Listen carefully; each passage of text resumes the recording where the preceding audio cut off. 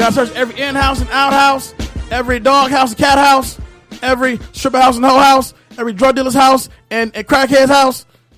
I don't really remember the actual, monologue that Sam Gerard gives in The Fugitive, but I know it's definitely iconic. It is definitely iconic.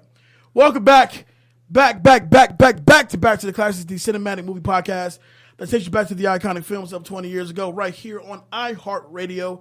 I am your guy, Jay Alonzo, and with me is my guy, Mr. David Neff. Welcome to the show. Happy to have you guys here. And here tonight, we're having a late show tonight. It's kind of like, you ever see the old TV show Are You Afraid of the Dark? Yeah, I wasn't huge on it, and I was a Snick fan. I was big on Snick. Well, this is officially the Midnight Society. Yeah, it is. I've often changed the channel when Are You Afraid of the Dark comes on. I was really a Goosebumps kid. Goosebumps was good. Yeah, I was a big fan of that. When I was growing up, that was the thing. It was Are You Afraid of the Dark, and everything that kind of it was weird because Snick would happen and then it would turn to Nick at Night, and I always remember watching all the way through like it was like Bewitched and I Dream of Jeannie. But no, Are You Afraid of the Dark? That's the theme tonight. It is incredibly late here, and yeah. So as you're hearing this, we're recording this show on Tuesday, and it's 11:04 p.m. We were supposed to do this around 9, but shit takes a while to get started. But whatever. And we're here. We're getting it done. Dave, how was your week? You know what? For the first time this week, everything is looking up. Nice. And I can't wait to see what the rest of the week shows up for me. How about you, man? How was your week? I found myself going on a bit of a gratitude tour.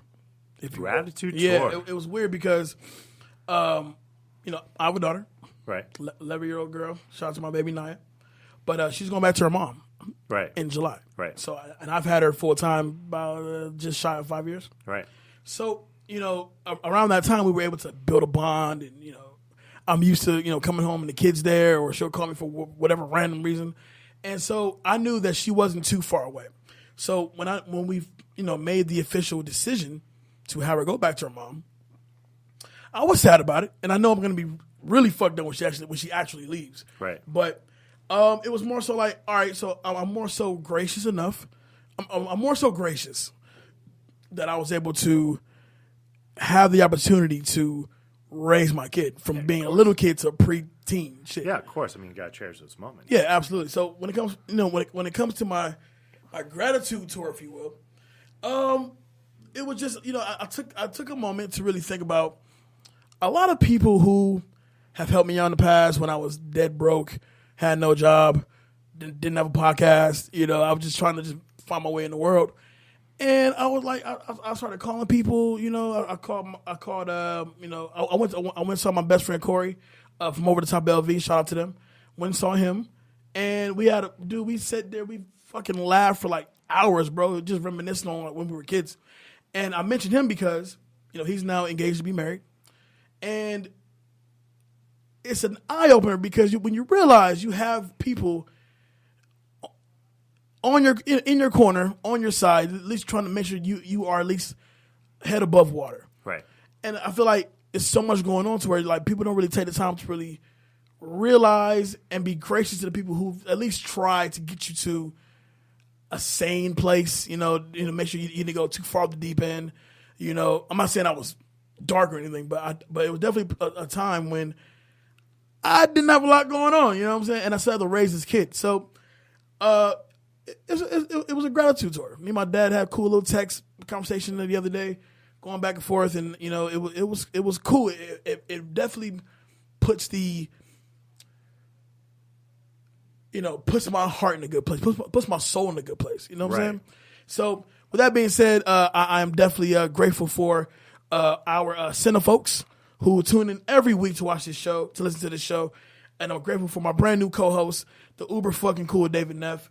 And I'm really in a place to where, okay, I've been down this path. I'm going to go down this path now and begin to embrace life as I see fit, as it's developing, before me, if you will. You know what I'm saying? So Yeah, thank y'all. Thank everybody. It is really hot in this studio. It is. Jesus Christ. But yeah, thank everybody. You guys were awesome. Yeah, it was the Gratitude Tour. Gratitude Tour 2018. Pretty dope. That's awesome. So, one more thing I wanted to cover. Black Panther, $1 billion. There has been no Marvel movie that's done that. $1 billion. Well, Avengers cracked $1 billion. Well, kind of. But $1 billion. Nobody thought it would crack 200 million. Right. $1 billion. That just goes to show the testament. That's the buying power, and that's the way that things are going to start moving forward from now on. Yeah, it's definitely letting you know that times are for sure changing. You cannot. It's the ultimate Cinderella story. Yeah, absolutely. We finally broken that threshold. We finally broken that idea that an all-black cast can't be a moneymaker, which that's not the case anymore. No, not at all. And just being extremely proud of what the movie was able to accomplish, and the movie's great. It is. It's a fun movie. If you haven't seen Black Panther, please contribute to its $1 billion that's made, and go see the movie. So it can make $1 billion and $12. There you go. And you brought that $12 up. But it's definitely a symbol. It's definitely a sign of what's to come. Not just with African American big budget box office success films, where Marvel's headed. Just really cinema in general. You know what I mean? It is. And to be honest, it's going to only get better from here, and that's what we should be looking forward to. What we should be seeing is what different ideas can come forward, what risks that people are willing to take. I mean, think of what's coming out this year. Ocean's 8, the all-female cast of basically Ocean's 11. Which I just kind of really got excited for, to tell you the truth, because I'm a huge fan of the Ocean's franchise. Right. Huge fan. 12 sucks, but 11 and 13 I love them both equally. Yeah. And it represented something that was just so smooth. And so now that you present this idea of an all-female cast, Sandra Bullock, Rihanna, Anne Hathaway, Cate Blanchett, you're destined for something really strong. Really strong. And, I'm with you on that. It's going to be – they kind of started this already, but now that it's going to become the rhetoric from now on. Mm-hmm. It's going to be this thing where it's okay to cast all minorities. It's okay to embrace new culture into new movies. Yes. And it's a really, really, really good time to be a movie fan right now. 100%. So we're in this thing today. Talk about a movie that's, I guess you can call it a sequel, more like a spinoff of anything else. Yeah. But let's kick off 2-Minute Drill, because I'm really curious about these questions that you're going to throw at me. Because I think for the first time, well, no, I failed 2-Minute Drill a couple times, but I think for the first time, 2-Minute Drill is going to be so difficult. Because I genuinely didn't really care for this movie. Right. It's not a great movie. The people that were casted into the roles, there was just too many forgettable scenes in the movie that I'll put it this way. There's not enough standout in the movie outside of maybe Tommy Lee Jones is good. And that's kind of a given. And that is the given in it. And maybe Wesley Snipes' girlfriend, because she kind of had some memorable roles in it, but that's pretty much it. So let's kick off 2-Minute Drill. You got your questions ready? I do. I got mine too. Yeah, go ahead. 2-Minute Drill starts now. All right, what does Sam Gerard say to his perp while in a chicken suit? Cluck, cluck. No. No. No, he totally says cluck, cluck. When he pulls a gun on the dude, he says, "Okay, Michael, regular or extra crispy?" Right, yeah. That's literally what he says. All right, go ahead. the flight, the prison flight, was to make 2 stops. What were those stops? Oh, shit. 5 seconds.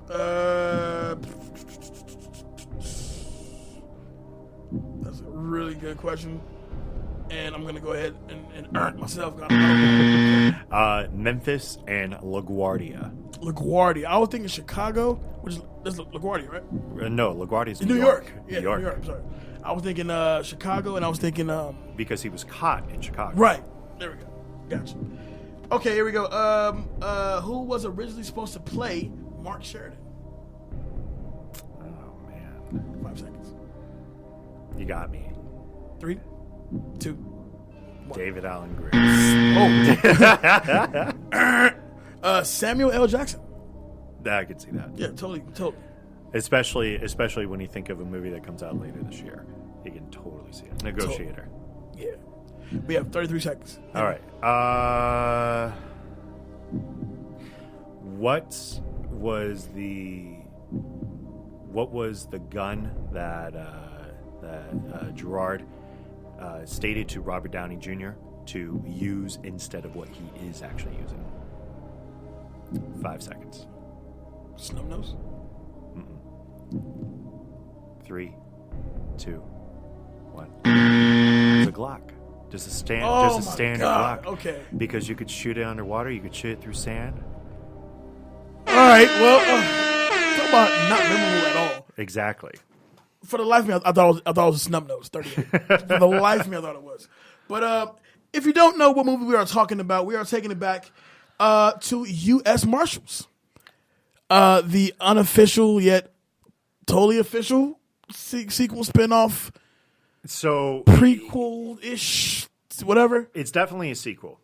And the reason why is because there were already talks of, in the movie, they mentioned that that it could be one of his last cases because he's thinking about retirement. Right. Because for those who have never seen The Fugitive was very memorable because this was a very, very sympathetic character and a cop that didn't know if he could actually do the right thing in Kimball, who was played by Tommy Lee Jones playing the same old mean, grumpy old dude. U.S. Marshals' original release date, March 6, 1998, shares opening weekend with Twilight, Hush, and our movie last week, The Big Lebowski. That's right.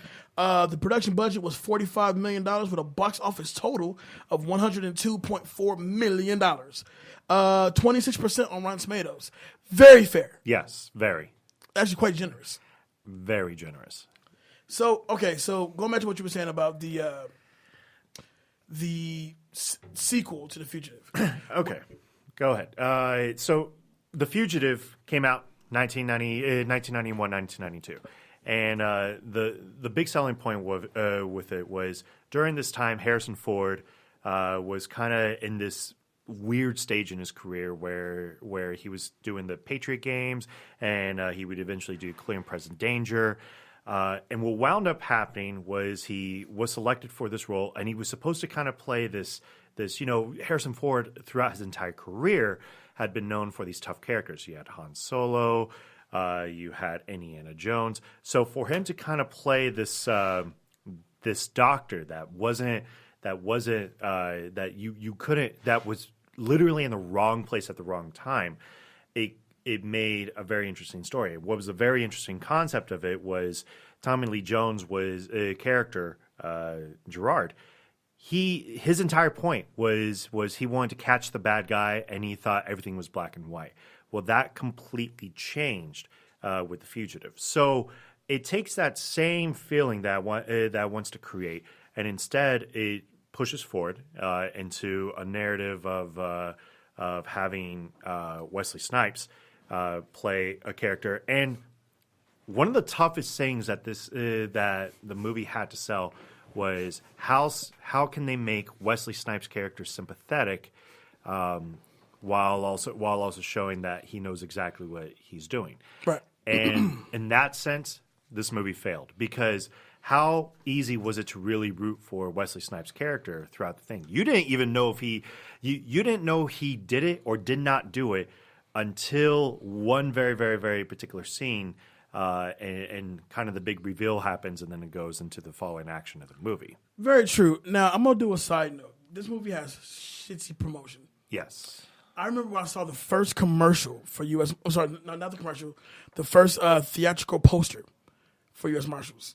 And it's a picture of pretty much Tommy Lee Jones looking away and a little square cube picture of Wesley Snipes looking. Right. Because Wesley Snipes at that point hadn't been the hit that people thought he was.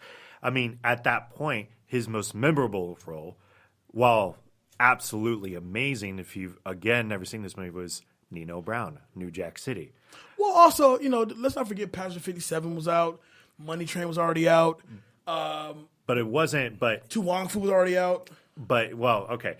Tu Wong Fu, everybody remembers that Wesley Snipes was in that role. But when it comes to memorable characters, can you really think of anything bigger outside of a movie that he made later in 1998 in Blade than Nino Brown? Come on. Yeah, the thing with Wesley at that time, during this era, if you will, Wesley was really the only real black superstar we had, for action superstar that we had, outside of who? Samuel L. Jackson. Yeah, but Sam wasn't doing a lot of action roles at the time. He was really doing like a lot of Quentin Tarantino shit. He was doing. I think Shaft came out like. No, Shaft doesn't come until 2000. Oh, it was 2000. That was 2000. So we're talking about from New Jack City, where he plays Nino Brown, up until this point. We're fucking talking Drop Zone. We're talking Boiling Point.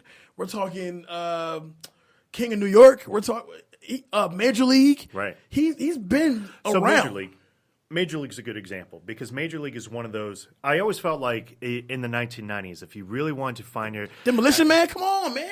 Okay, but Demolition Man came out 1995. It was 95. Man, I want to say 95. I guess when I think of Wesley Snipes, like the first role I always think of is Nino Brown because it was a caricature. It was a character. It was a cartoon character depiction of a black thug.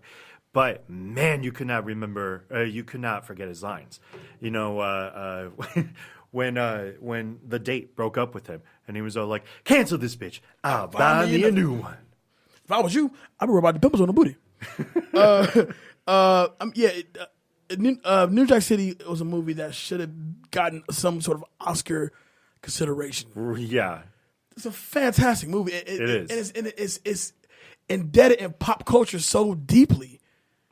It's like that's a movie I don't want nobody to try to touch that. Right. That is a classic that needs to stay exactly what it is. Right. I agree 100%.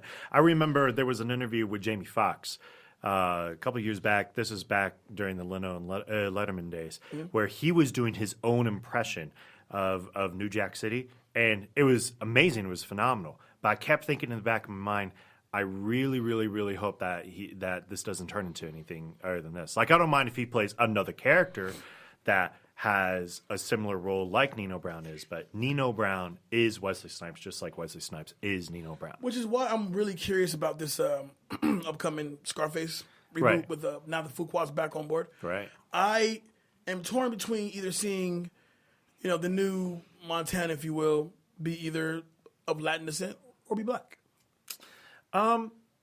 I think I'm okay either way, and the reason why is because Pacino for a long time kind of played that similar role.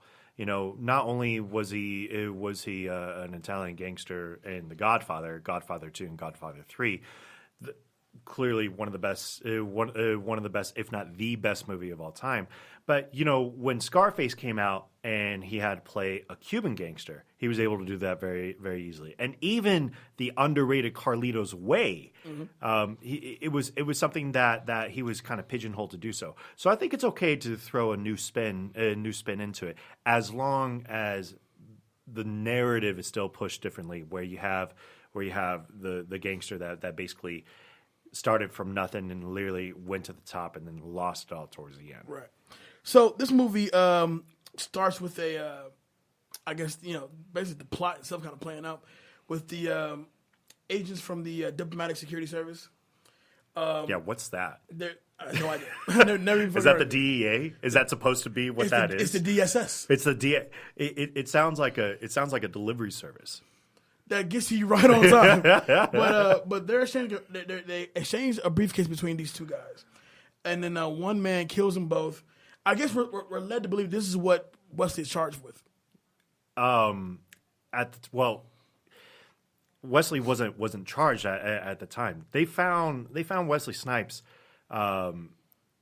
later on, like he was kind of in hiding. He acted like a repo man, I guess, in this case, because of a comment they made about his job, and he was found with a handgun in his truck from an accident that he was in, and apparently in Chicago, you can't own a handgun, which that makes literally no sense. He goes through all this shit for a gun?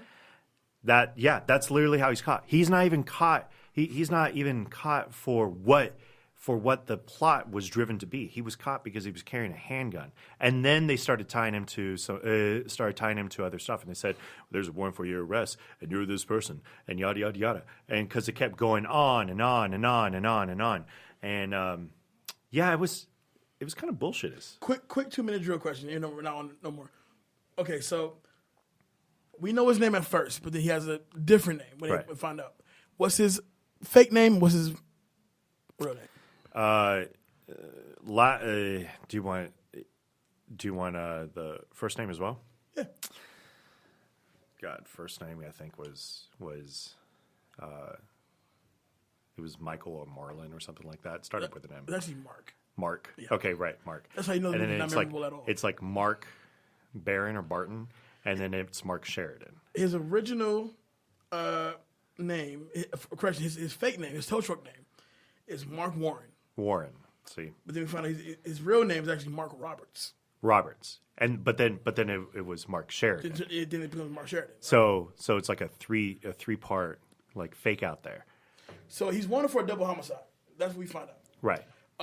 He boards a prisoner transport aircraft that's going back to New York, back to LaGuardia. First off, yeah, that just doesn't happen. No. You don't have an entire plane. This isn't, they always showed how bad of an idea this was in Con Air, to have an entire plane filled with prisoners with so little cops in the process.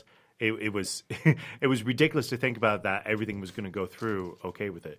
In real life, I doubt that actually happens. These guys are usually, if they have to be transported by air, it's via by bus. Actually. It's usually via by bus. So, and that's where Fast and the Furious comes in. Exactly. So, Sam Gerard, which, by the way, I think there's only 3 characters from The Fugitive that appears in this movie, right? Including Sam Gerard.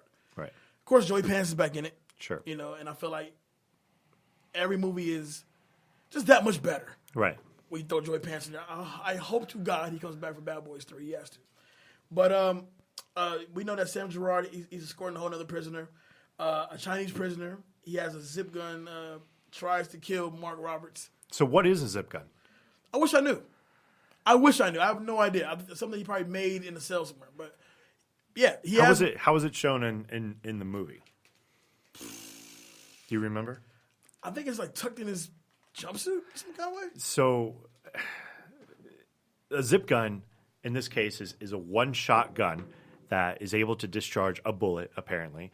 So kind of James Bond-ish here, where you have the gun that's actually a pen. Like the noisy cricket. Right, like the noisy cricket. But the only way that he's able to get it is from the he has to go to the bathroom.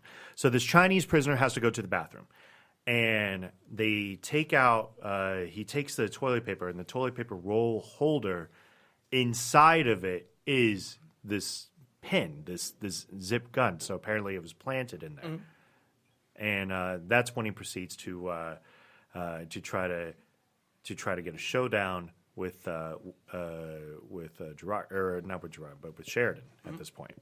But in the struggle, the bullet pierces a window, and it just shit starts going bad. Like the cabin depressurizes. A prisoner pretty much died. Did he fall out the plane? Yes. So the Chinese prisoner goes out the plane, as well as one of the, I'm assuming, I'm assuming a DSS guy also goes out as well. Right. Now, mind you, this is the second movie that we've seen with Wesley Snipes where somebody falls out of fucking plane.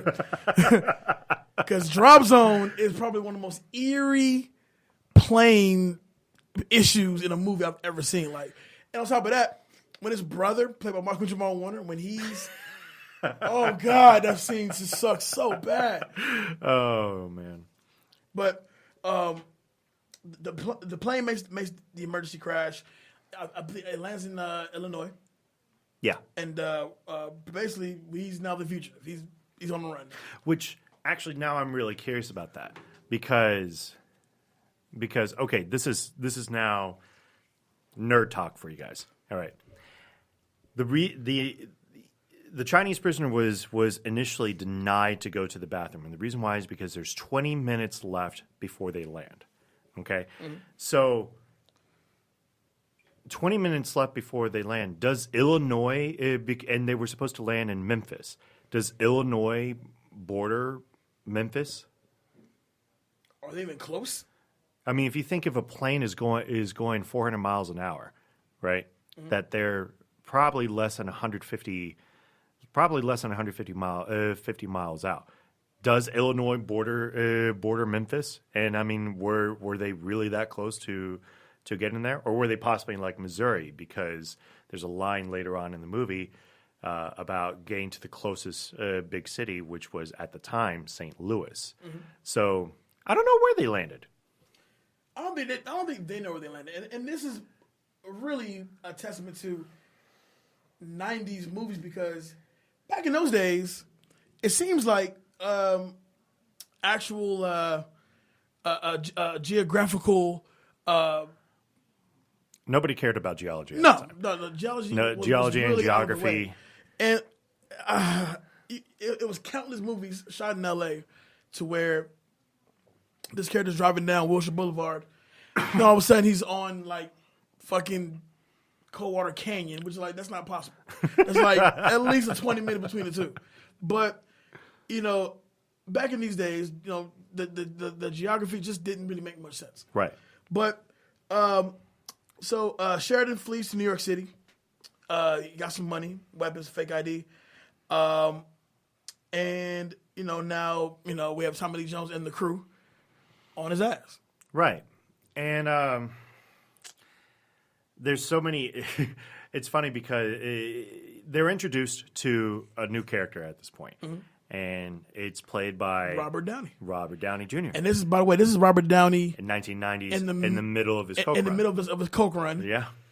Whew. And man, he was smug. He was arrogant. Everything that you ever pictured that would probably be the worst sides of Tony Stark was exactly this character.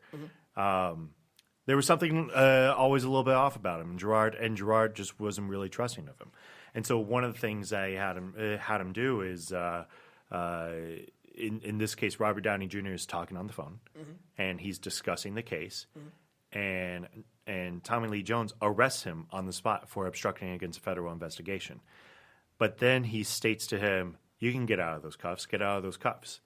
And he breaks Joe Pan's glasses and uses it to break out of his cuffs. So clearly this was a very, very talented guy. So they move on to New York City, and they realize that they have to get more information on this guy. And not to skip too far ahead, but the way they portrayed Robert Downey's character, I mean, granted, we know who he is at the end, but I feel like the way they set him up is almost like, why do I feel like he's gonna pull some fucked up shit later on? Right. You never got around to liking the guy, and that's what was kind of the problem. They try to make it seem like they did this thing where they made it seem like he was going to be the next thing, the next Gerard, a passing down of the torch. I mean, it was already hinted at that Gerard was going to retire. Robert Downey Jr. makes a comment later on in the movie of, since you've been such a great mentor to me, and it just kind of seemed like, it seemed like there might have been a little bit of passing the torch. But usually when movies do that, you have to at least like the other character, which in the case of Robert Downey Jr., man, Royce is his name in this movie. He is just. There was not a part in the movie because he went against orders. He'd find ways to kind of push his own narrative a little bit. It was just really, really hard to actually enjoy him at all in this movie. Right. But above all, though, I you know what? I've always enjoyed Robert Downey in almost all his roles. Sure, yeah. Kiss Kiss Bang Bang is what brought him back. Oh God, his character in Zodiac. Yeah, of course, the first Iron Man. You know, of course, he's one of those stories. He's one of those bounce back stories where it's like, wow, you really came out the mud and still talented as shit. You think he's the best bounce back story for an actor? In regards to what he went through, yes. But at the same time, as far as like a bounce back story with just a bounce back, you know, Michael Keaton's bounce back was just wow. You know, it was pretty strong. Because when he did Birdman, it was like, whoa, this is random. Like who just decided to cast Michael Keaton in this? You know, and not only that, he got a fucking Oscar nomination. I think the movie was nominated. He should have won. Should have won that. He should have won. But you know, Robert Downey, you know, we're talking about a guy who woke up naked in the kid's pool. No, sorry, he woke up naked in a kid's bed. Yeah. Which, if you were anybody else, you would die. Exactly. You know what I'm saying? But, you know, he went through his slums and he made it out. And so, you know, congrats to him. He's still probably one of the best actors working today. Yeah. I think that's pretty easy to say. I remember watching a movie that recently came out, The Judge. It was him and Robert Duvall. Mm-hmm. And man, the way that he just commanded the screen and the amount of emotion that he just derived from there, and that entire relationship, I was like, I said to myself, this movie should probably be considered for an Oscar, easily. But the problem was that the writing wasn't exactly the greatest. It wasn't strong at all. No, and that's what the biggest issue wasn't is. Strong at all. But getting back to the movie, Gerard gets the surveillance footage of the murders and discovered that Sheridan killed the agents in a self-defense, and he was wearing these gloves. Thus, he could not have been. He couldn't be identified by fingerprints because he had gloves on. Right. Yeah, go ahead. So then they bring this information to the DSS, right, which is a combination of now DEA, FBI, CIA. Apparently, this security services, Departmental Security Services, I think was their name, which is the lamest, the absolute. It's not even a good acronym. You got to have where's the vowel? You got to have a vowle somewhere. DSS sounds like a really like legit sofa place. It really sounds like Dave's sofa store. It sounds like a new way to get internet. Yeah. Oh, have you tried the DSS provider here? Man, they have fucking CDs at the grocery store, bro. Right next to AOL ones, man. So they present this to the DSS guys, and the DSS guys basically let on that there's a mole, that there's a rat, that there's still something that's kind of going on out there, that after giving them a hard time in this, that there's something that they're just they don't know for sure yet, and that they need to find a way to get this rat. And so that's when they devise a plan. They say, okay, the first thing that we want to do is we want to kind of go talk to. There was another agent? I can't. This is the part that I can't remember. That was what was it? Was it Chin? Well, no, because Chen plays a big part of it. But when they initially meet him, he just seems like a gym owner, right? And then he says, "Oh yeah, no, this guy is like in the bathroom." And then they go and they chase somebody. And it just kind of, I don't know, it was a little weird, to be honest. And so they basically go and look into some more footage. They talk to Sheridan's girlfriend, which it was pretty clear early on in the movie that they actually really did care about each other. Although, to be fair, their romance scenes, like it just seemed weird. It seemed like an awkward kiss. That's like every Wesley Snipes romance scene. Is he just not a good kisser? I don't study it like that, but comparing, the J-Lo Wesley sex scene in Money Train, the Wesley sex scene in like Jungle Fever. Right. I'm like, all right, so right. this is weird to watch. So the girlfriend's played by Irene Jacob, who is a French-Swiss actress. This was kind of one of her bigger, well-known roles. She was also in Secret Garden for those of you who kind of grew up on that book. And so this was kind of like a little bit of her coming out for this movie. But the thing is that it just because the movie just wasn't that great, nobody basically like saw how good of an actress that she actually was, because her entire thing was she was not willing to give up any information whatsoever. That was her band. Right. Why would she? Right. Exactly. And it's good. It's good in that case. But it was clearly like it was clearly she was way in over her head. Right. But she knew that she had to protect him at all costs. At first, she didn't even know the guy. Now she knew the guy, but wasn't giving any information on him whatsoever. So this is where the better parts of the movie kind of kicks into place. Anytime that Tommy Lee Jones was barking an order, and you could kind of see a little bit of the logic that was kind of coming in, where he says, oh, we need to put a trace on this Chinese guy. We need to put another body on her, because they're eventually going to talk to each other, and we're basically going to find that out. Now, I know this happens in every cop movie, but there was something about the way that Tommy Lee Jones was just kind of commanding this team.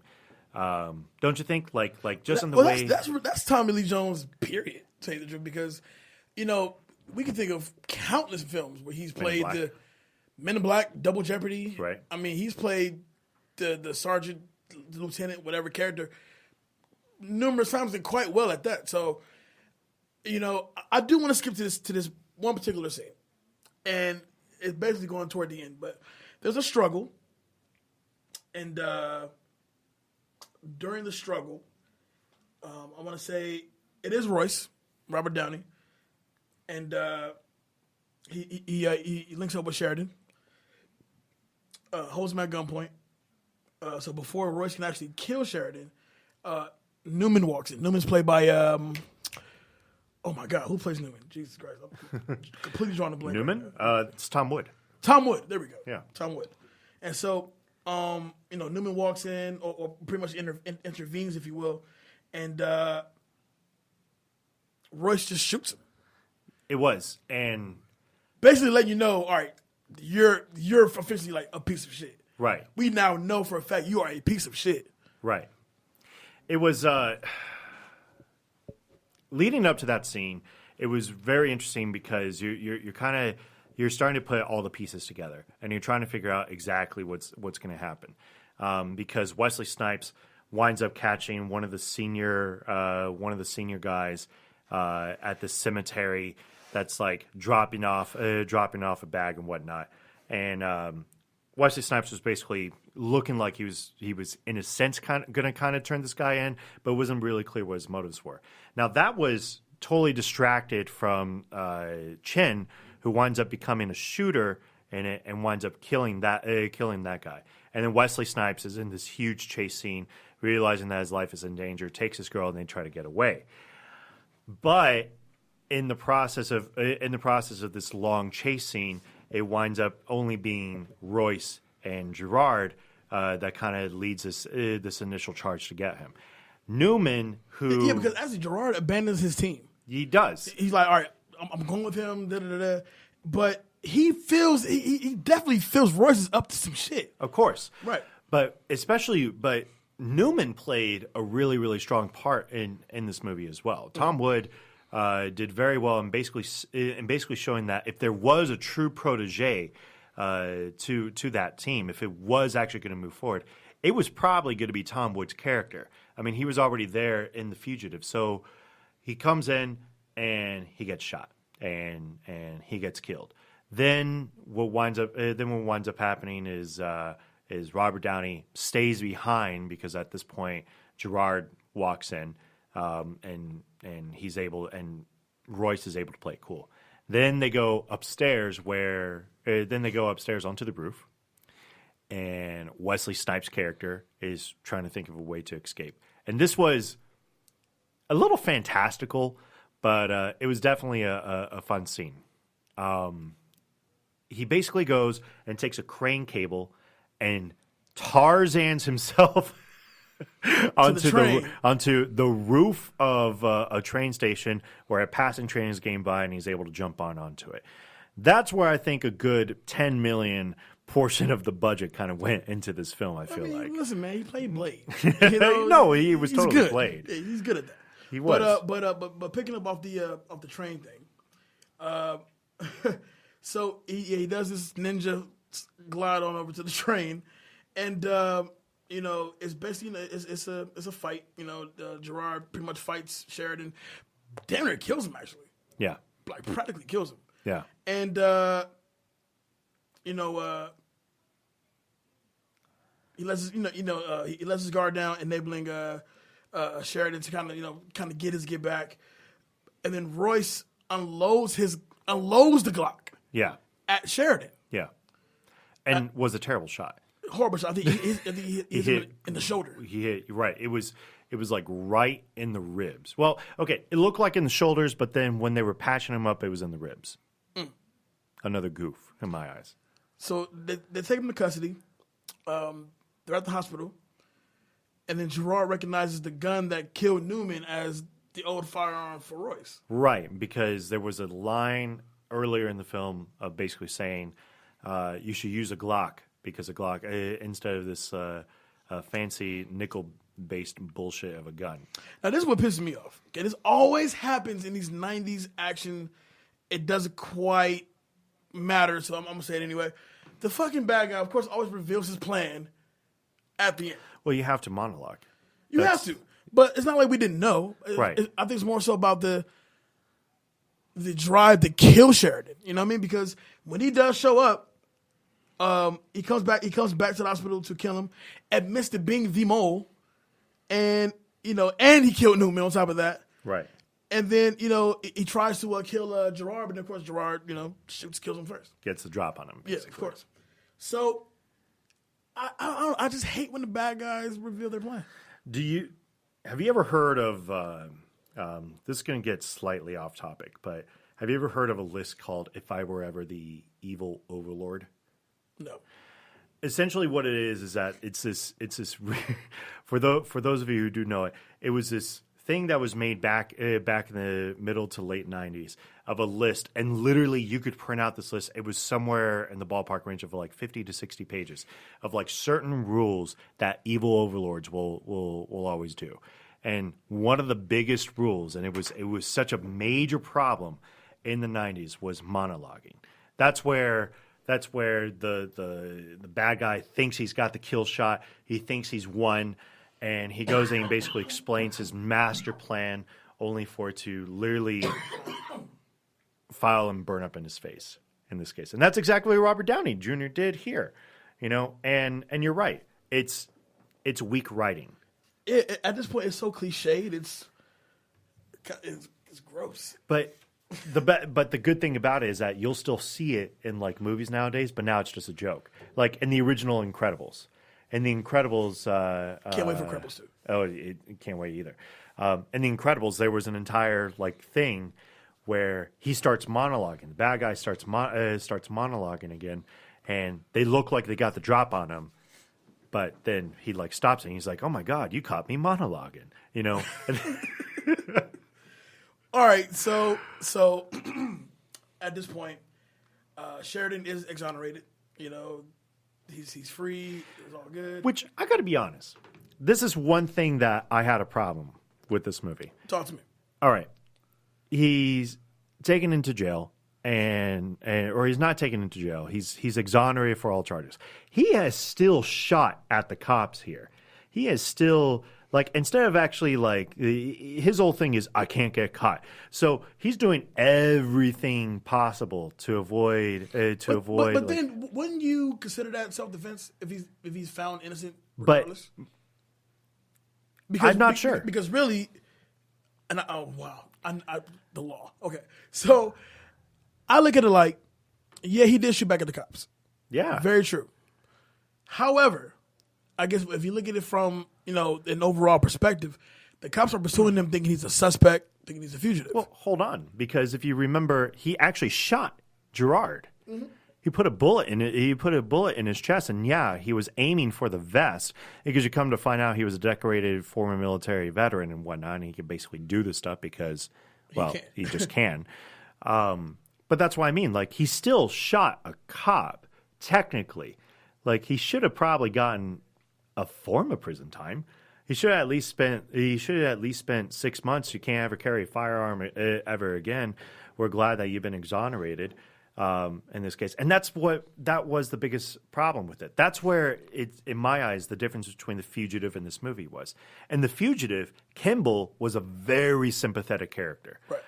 Like you just thought, man, this guy, he's just having a bad day. Right. But with Sheridan, man, it was... You got some dirt. You have dirt on you. It was hard to root for him. It was hard to say, man, I really hope he gets off of this. Because at one point I was just like, yeah, no, I kind of hope he just gets arrested and goes to jail at this point. Innocent or not, fuck you. Right. But, okay. I mean, do you agree? In a way, I don't think I care enough about... I don't care enough about this movie to really care. And that's fair. I think that's I also feel a very I strong feel as opinion. if I feel as if The Fugitive, as iconic as that film is, Right. this was a cash grab off of the the heat off of that. Now, mind you, The Fugitive came out '94. Yeah, it was something like So that. a whole 4 years later, you want to bring back time was this his idea? I'm not sure. And how did this come back up? Yeah, who brought this back up? The Fugitive 2, but not really The Fugitive 2. It's more like it's a spinoff. It's a continuation of Sam Gerard's character. So Right, exactly. I'm curious because Harrison Ford does this, used to do this back in the 90s as well. Harrison Ford would play a character that he had previously. He started with the Patriot Games, and then it was Clear and Present Danger. Right. And then the Jack Ryan series carried on to the point that it's now a TV show with John Krasinski. But that's what I mean. So it was kind of a matter of maybe they saw an opportunity there where they say, well, Jack Ryan could get his own show. Why can't we bring back a character that worked with Harrison Ford? I don't know. I'm spitballing here. I really do feel like if we didn't get a U.S. Marshals, I would be okay. Yeah. I'd much rather get a reboot of The Fugitive present day I would too. than to get a U.S. Marshals. Yeah, I would agree. Anyway, let's jump into takeaways. We got about all 10 minutes left in the show. Let's jump into takeaways really quickly. Dave, who is getting your That Guy Award? It's going to be Tommy Lee Jones. It's pretty easy. He Outhouse, Doghouse, Cat House, Drama House, Theater House. He was the big selling point to the movie, Yeah. and it's just kind of the way it was. Pretty easy. That chick award. I'm going to give it to Irene here. I'm going to give it to his girl. What was her name in the movie? It wasn't Irene, was it? No. That's the actress's name. Oh man, see, this is why I should know this, but I don't. You should know this. We both should know this, but I don't. I honestly do not. We really do not. This is a bad moment for us right now. All right, we're just kind of waiting. Her name was Marie Benoit. Yes, because Sheridan says her name twice. As Right. He is wheeled into the hospital. Right. No, it's going to go to Marie. Marie was a strong part in the film where she was very sympathetic and she really just wanted the best for Sheridan at that point. This Fool Award. I'm actually going to say Sheridan. I knew you were going to do that. I felt it in my bones. You're going to do that. It's easy to give it to Royce. It really is. But because he just made moves that you just didn't really care for. But for a guy that you would look, everybody likes the underdog story. Everybody likes the guy that you never know exactly what's going to happen. The person that has to kind of prove their innocence and work their tail off to make it happen. But with Sheridan, man, it's really, really tough to enjoy the character as is. because in every sense of the word, he broke the law. He shot at cops to clear his name, which is the one selling point to him. But he wasn't even funny. He wasn't even like enjoyable. You gotta at least give the bad guy as much, or not even the bad guy, but you gotta give the guy that you're supposed to try to be sympathetic with a reason to be sympathetic with. I mean, I don't know. It could have been done better. Even the Fugitive got the one armed man. Right. It sucks. He has one arm. Imagine going through life with one arm. It fucking sucks. But what are you cutting out? There's a lot to cut out. I imagine. There's a lot to cut out. I would almost want to cut out the ending, because I can't even remember how it ended. It should have just they ended with it making it seem like, yeah, we're still the team, we're still cool with each other, Wesley got free, and that's basically it. Right. Let's just continue on with our day. It's whatever. Who cares? And iconic scene. Probably the flight. That was kind of the big selling point to the movie. Of me, that guy award is gonna go to. I'll give it to Sam Gerard only because it's his movie and it's Tommy Lee. That's about as simple as I can make it. That chick award will go to the chick. Like you said, she's definitely a strong character, but she didn't get much shine to be as strong as she could be. Right. But at the same time, her limited camera time does show you that she is down for a dude. So. Was that the first time they showed Starbucks in a movie, by the way? Hell if I know. Because they showed Starbucks, and I was like, oh, wow. Things haven't changed 20 years later. That was the birth of product placement. Oh, my God. Fuck you, U.S. Marshals. It's because of U.S. Marshals, Michael Bay puts every endorsement in the... Oh, my God. Oh, shit. Okay, moving on. This full award, I'm going to go ahead and say it's Royce. And the reason why is because he's incredibly different from your crew. As far as attitude, he's a smug son of a bitch, too. Yeah. So, if that doesn't raise a red flag, like how do you mesh with this guy to work with him? And he doesn't look like none of you. He looks like he's from a James Bond flick, damn near, He just seems so elitist. So by the time he's revealed to be the guy, it's like, I kind of felt you look like a fucking mole. Like Joey Pants he's grizzly looking. I forgot the Daniel Roebuck's character. He has his look, but and of course Gerard is who he is. You look like a fucking mole. Yeah. Who are you fooling? Do you sip tea with your pinky out?